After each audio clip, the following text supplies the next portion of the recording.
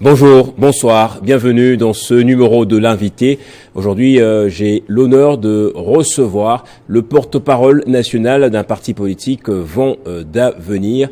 Nous allons nous entretenir sur le tout premier congrès organisé par ce parti politique qui a vu le jour, il faut le dire, l'année passée, mais qui a déjà tenu son tout premier congrès et a fait des très grandes propositions ou a eu des très grandes résolutions. Hardy Kamangala est avec moi. Bonsoir, bienvenue Bonsoir. à vous. Bonsoir, M. Gaëtan. Merci. Alors, je disais, vous êtes porte-parole national d'un parti politique, le Vent d'avenir, mais également, vous êtes aussi juriste avocat. Exactement.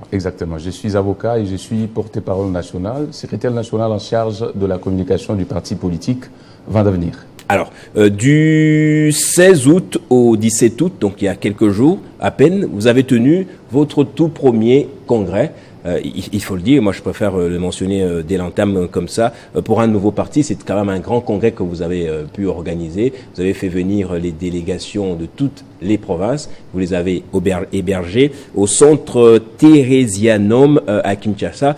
Alors, pourquoi ce tout premier congrès que vous avez intitulé « La feuille de route du parti » ? Nous sommes un parti politique organisé. C'était en rapport ou dans la stricte observance des dispositions statutaires de notre parti qui stipule qu'un congrès devrait être convoqué, et cela a été fait par le président national initiateur du parti, Maître Justin qui est là, qui a convoqué ce congrès en 2 jours, du 16 au 17. Et durant ces congrès, différentes délégations ont répondu, des délégations du pays, mais aussi de l'étranger, parce que nous avons aussi des délégations des fédérations au niveau de la France, de la Suisse, etc. Alors, toutes ces délégations ont répondu à ce premier congrès. Était pour nous la joie de réunir toutes ces fédérations, tous ces invités également, parce que par rapport à notre projet de société, il fallait que nous puissions doter du parti, le parti d'une feuille de route. Et cette feuille de route qui devait normalement gérer la gestion du parti, mais aussi orienter le parti durant 5 années. Et pendant ces 5 années, la feuille de route est pour nous la boussole.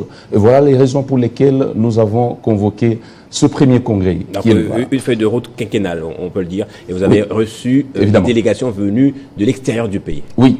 Nous avons eu la délégation de la Belgique, de la France, de la Suisse, comme je l'ai dit, mais plus les délégations du pays, de toutes les provinces. Pour un parti politique qui a vu le jour l'année passée seulement, vous faites grand là. Ce qui se conçoit bien s'annonce clairement, je dirais, parce que nous avons un projet de société clair.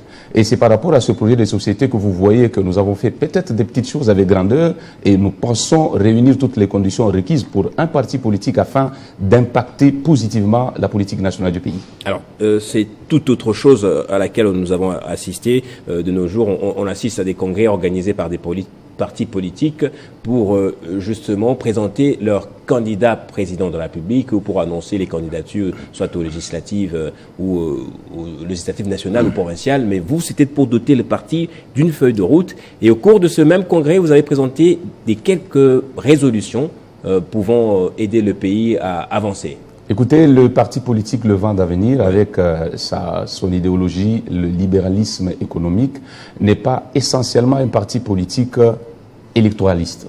Les élections font partie des missions que nous nous octroyons.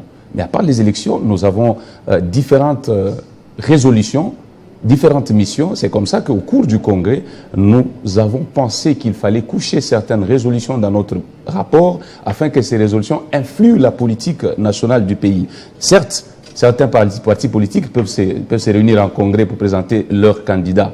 Je ne sais pas, à la présidentielle, ce qui n'est pas mauvais, parce que nous l'avons également fait. Nous l'avons également fait. Mais pour nous, c'était d'abord d'influer la politique nationale en faisant une offre atypique, puisque nous avons pris des résolutions courageuses et novatrices, entre autres, si vous permettez. On va aller merci beaucoup. Point par point concernant ces résolutions. Alors, vidons d'abord le tout premier sac concernant la présentation du parti politique. Alors, votre président national, c'est un avocat aussi comme vous, Justin Ngoï Kiela. Justin Kiela Ngoyi. Ah, il faut inverser. Justin Kiela Ngoyi, excusez-moi. C'est pas quelqu'un qui puise de l'argent dans la caisse de l'État pour financer tout ce que vous avez fait récemment, non? Pas du tout. Non, le parti politique est organisé.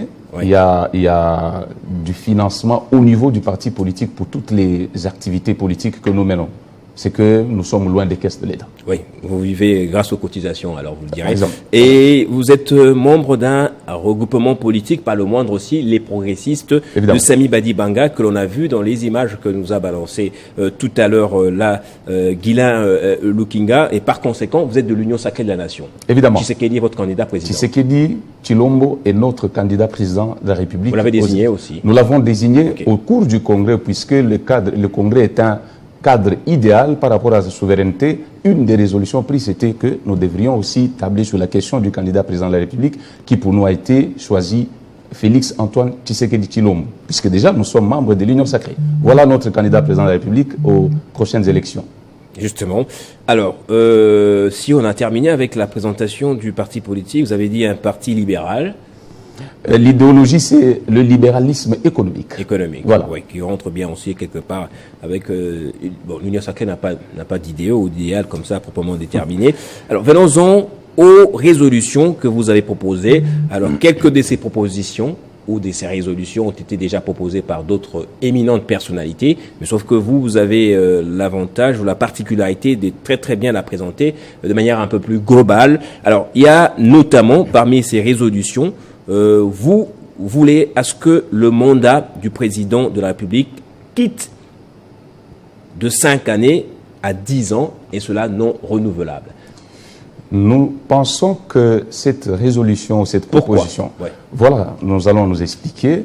Cette résolution souscrite dans le rapport du Congrès, le tout premier Congrès du 20 d'avenir, stipule que le président de la République ayant été élu devrait se concentrer sur les projets portant développement du pays, selon sa vision bien sûr, en axant ses actions sur, par exemple, les infrastructures, la construction de routes, etc. Et avec le cycle électoral, avec le mandat de 5 ans renouvelable une fois, il se fait que, visiblement, le président de la République, à sa 5e année, se concentre plus à sa réélection qu'au développement, qu'au projet de développement.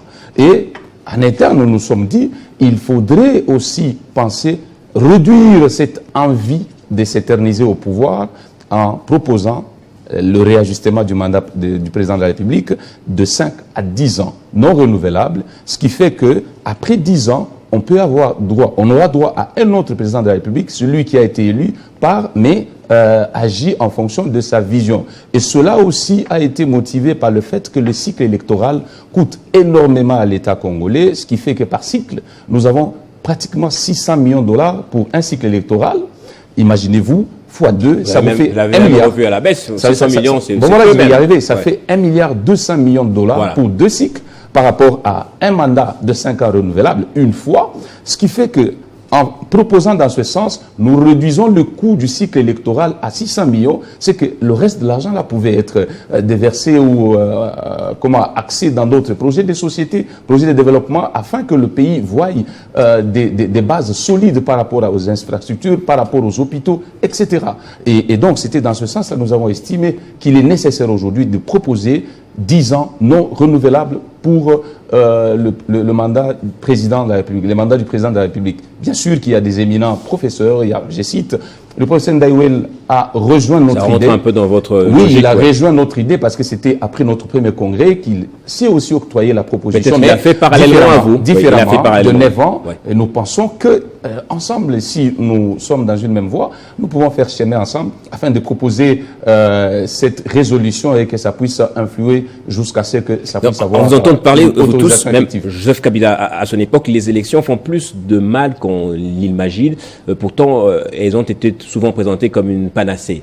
Donc, les élections, on devrait changer un peu l'imaginaire collectif à l'amener à avoir les élections, pas comme la solution absolue, mais plutôt l'un des moyens pour arriver au développement. Notamment. Le problème réside au niveau des acteurs politiques. Oui. Les élections, c'est un cycle, c'est un exercice démocratique. Oui. Nous imaginons que participer aux élections, ce n'est qu'une procédure normale en tant que pays démocratique.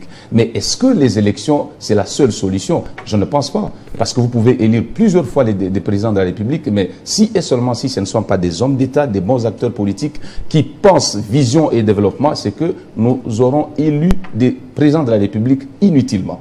Alors, on va parler des autres résolutions, mais avant cela, permettez-moi de glisser cette question. Le but ici, c'est de permettre au gouvernement ou à l'État d'avoir un peu plus d'argent. Beaucoup plus de moyens conséquents. Qui consacre souvent aux élections, qui émaillent aussi de laquelle ou desquelles découlent beaucoup de problèmes, des crises post-électorales. Évidemment. Alors, est-ce que vous avez pensé aussi à la réduction du train de vie des institutions, parce que c'est aussi très budgétivore, les trains de vie des institutions. Et d'ailleurs, je vais aborder une question relative à la résolution portant suppression pure et simple des assemblées provinciales. On aura résolu la réduction du train de vie. Ah oui, en partie, mais pas totalement. Parce que l'assemblée provinciale, c'est une institution. Oui. Nous pensons, à notre niveau, au niveau du vent d'avenir, qu'il fallait supprimer simplement les assemblées provinciales. Pourquoi? Parce qu'elles se confèrent à des centres d'affaires. Aujourd'hui, les gouvernements provinciaux, les différents gouvernements provinciaux voient l'élan de leur développement bloqué par la convoitise de certains députés provinciaux véreux, je dirais, qui s'adonnent à la corruption au détriment des gouverneurs qui travaillent mieux parce que leurs intérêts égoïstes ne sont pas rencontrés. Et pour ce faire, les missions régaliennes des assemblées provinciales se voient en pâture et qu'il faille, à ce niveau-là, supprimer simplement les assemblées provinciales et que cela influerait aussi sur le coût des institutions parce qu'elles ne seraient plus budgétivores, d'autant plus qu'elles n'existeraient plus. Non seulement c'est là, nous allons attaquer également le Sénat. Il resterait des mandataires, il resterait des ministres qui touchent beaucoup de sommes colossales, etc.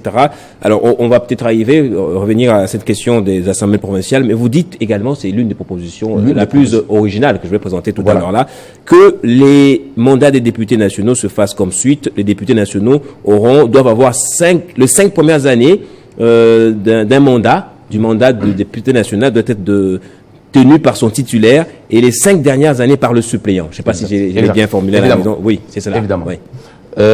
Nous avons d'abord commencé par dire que les députés nationaux, leur mandat devrait être relatif à la durée du mandat président de la République. Ça veut dire 10 ans. 10 ans, ok. Les 5 premières années, le titulaire siège. Les 5 autres dernières années, les 2 suppléants siègent. Mais avec la même condition avec le président de la République, non renouvelable. C'est qu'ils ne peuvent plus se présenter à la représentation nationale, aux élections en tant que candidat député national. Donc, ils se limitent à ce niveau. C'est une façon pour nous de créer la nouvelle classe politique, de faire l'émergence d'une nouvelle classe politique au lieu d'avoir des hommes pratiquement providentiels, ce qui n'est pas une bonne culture. Et donc, voilà, c'est aussi une autre des résolutions du parti politique Vent d'avenir. Alors, le suppléant est supposé n'être qu'un remplaçant. Au cas où le titulaire n'est pas là, c'est les titulaires qui investissent en temps, en argent, pour qu'on brigue un mandat électoral. C'est une proposition qui est pour nous une résolution du Congrès. C'est qu'il faudrait aussi faire accompagner cette proposition de certains mécanismes afin que toutes ces questions soient répondues du financement, de la campagne, du titulaire. Bon, les titulaires est là, c'est que ça sera ipso facto que lorsque vous êtes élu, vous siégez en tant que député national, vous savez déjà que 5 années après, ça sera mes suppléants qui siégeraient. Donc on doit déjà commencer à penser cela doit être son remplacement dès le début. Voilà. Mais comme ça, ces députés-là qui aiment placer leurs enfants le feront gratuitement, volontiers. Ici, nous revenons à l'idéologie de certains partis politiques et à certaines conditions. C'est comme chez nous, à notre parti politique, le Vent d'avenir. Déjà, cette question de présenter ses suppléants, en fait, ses enfants en tant que suppléants, c'est une question qui est déjà abordée dans le sens qu'il ne faut pas le faire pour ne pas amener non seulement du clientélisme, mais des liens paternels dans la politique, ce qui ne sera pas bon. Mais, que voulez-vous, il y a aussi ces gens qui sont dans une même famille, mais qui peuvent être des bons acteurs politiques, qui peuvent mieux donner. Mais pourquoi ne pas prendre les camarades du parti? Pourquoi ne pas prendre quelqu'un d'autre? Est-ce que c'est seulement, exclusivement, un membre du parti, un membre de la famille qui doit être son suppléant? Je dis non. Voilà. Absolument, justement. Alors, il me semble que c'est une nouveauté, ça. C'est une nouveauté. Nous sommes un parti nouveau avec une nouvelle offre politique. Ça n'a jamais existé nulle part ailleurs, c'est ça? Moi, je pense que je souhaiterais me limiter à notre parti politique. Justement. Pour mieux le vendre. Alors, l'autre résolution, je suis sûr que si on n'entend pas souvent cette résolution, vous proposez la suppression pure et simple de la primature au profit de la création d'une vice-présidence. Évidemment. Pourquoi? Oui. Puisque aujourd'hui, l'action gouvernementale a comme répondant direct le Premier ministre. Alors qu'il y a certains programmes du gouvernement qui sont édictés par le chef de l'État qui, entre guillemets, devaient être le répondant direct de l'action gouvernementale. Donc en supprimant la primature, on donne la vice-présidence au président, c'est que le président devient répondant direct de son action gouvernementale, ce qui lui permettrait d'agir conséquemment. Mais sachant déjà que c'est le Premier ministre qui va être répondant de l'action gouvernementale, donc le président de la République, qui est aussi humain comme nous autres là, peut aussi avoir une intention de ne pas bien faire les choses. Il peut agir impunément. Impunément, alors qu'il sait qu'il ne va pas être répondant, il ne va pas répondre à aucune question, pourtant gestion de l'action gouvernementale. Et donc c'est aussi une innovation que nous portons au niveau de la vie politique nationale. Alors, il y a aussi la question de la double nationalité qui a été évoquée dans ces résolutions, mais également la cooptation des sénateurs par province, 2 sénateurs par province, et notamment le chef de l'État aura aussi la possibilité de coopter ou de choisir un sénateur. Voilà, c'est aussi toujours en perspective de réduire les coûts ou les trains de vie des institutions que nous avons estimé nécessaire, qui est réduction du nombre des sénateurs. À combien? Province. En fait, c'était 4 initialement prévus. Oui. Nous réduisons à 2 par province, ce qui fera 52 sénateurs. 52 sénateurs. Et les chefs coutumiers aussi? Voilà, exactement, parce qu'il faut par province, 2, y compris les chefs coutumiers. Et cette résolution influe sur la réduction du coût du train de vie des institutions, qui était de 100 et quelques, qui est réduit à 52 sénateurs. C'est que nous aurions gagné en moyen. Voilà une autre nouveauté pour le vent d'avenir. Alors, pourquoi la question de la double nationalité, vous la mettez au même diapason, au même niveau que les autres résolutions qui me paraissent d'ordre plus capital que la double nationalité? Pour nous, le vent d'avenir, parti cher à Maître Justin qui est là, il n'y a pas une seule résolution qui est mieux que l'autre. Oui. Toutes les résolutions émanent des assises du Congrès, dont celle pourtant double nationalité. C'est une question qui a toujours été abordée avec beaucoup d'hypocrisie au niveau du pays, alors que nous pensons un Congolais ayant une double nationalité peut servir le pays. Il faut accepter nos compatriotes qui ont la double nationalité, mais je dirais, pour des raisons évidemment de sécurité et de stabilité, à l'exception des pays limitrophes.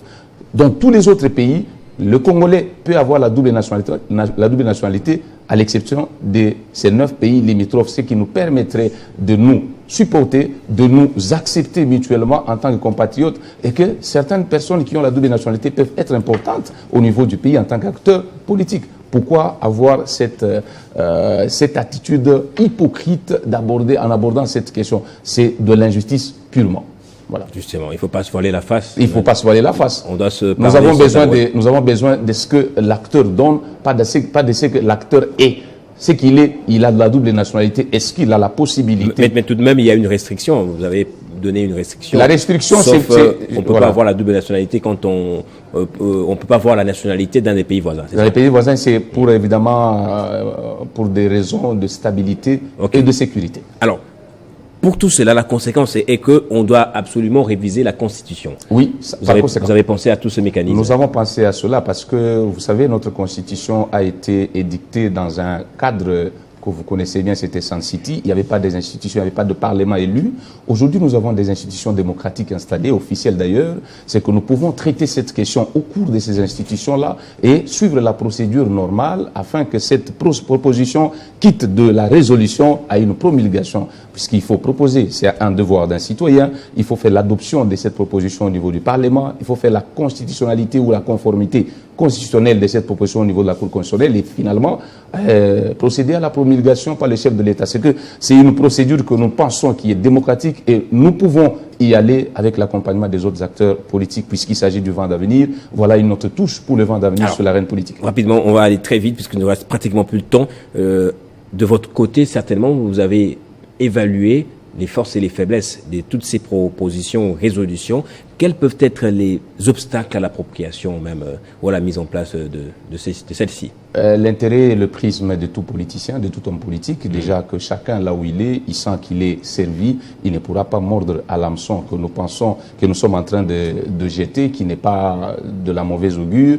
Et si quelqu'un est quelque part où il se sent déjà très à l'aise et que vous seriez en train de proposer une loi qui irait dans le sens contraire de ses intérêts, il ne peut que se ranger contre cette procédure. Nous avons déjà prévu des garde-fous par rapport à toute cette démarche-là. Ça ne sera pas facile, mais c'est possible parce que nous avons d'abord la volonté. Notre premier rôle, c'était d'agir, de proposer. La volonté, nous l'avons. L'accompagnement, nous allons le recueillir. Et puis après, jusqu'à ce que nous puissions aboutir à une fin utile quant à notre démarche. Et après le congrès, la prochaine étape, c'est laquelle? La prochaine étape, nous sommes maintenant vers les élections. Oui. C'est que nous n'avons pas présenté des candidats députés provinciaux ou nationaux pour les comptes du parti, oui. Dans la stricte observance de la loi électorale. C'est comme ça que nous sommes allés dans les regroupements les progressistes du président Sami Badi Banga, oui. Parce que nous nous concentrons pour le moment